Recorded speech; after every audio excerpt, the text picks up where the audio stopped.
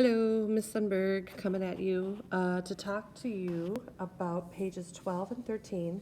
Again, this is another physical chemical change worksheet, just kind of trying to really hone those in, but just a little different format, same principle I'm testing, and I give you the description, and then you have to write physical or chemical change, and then give me a reason why.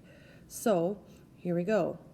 Every fall, the leaves turn green to red or yellow, and finally to brown because of chemical chlorophyll stops being produced in the plant. And so this is an example of a chemical change. So you're going to want to write chemical change.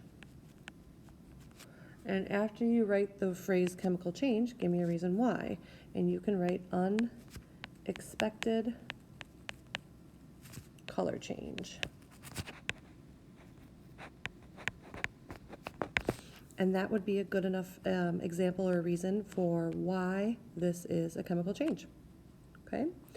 For example, the next one, trash slowly decomposes into landfills. Well, later on in our chemistry unit, you're going to learn that decomposition is actually one type of our chemical reactions where you have something, let's say trash AB, and it separates into two separate things. Excuse me. So you're making basically two new substances, and so the key word there is decomposes, and so this would again be a chemical change.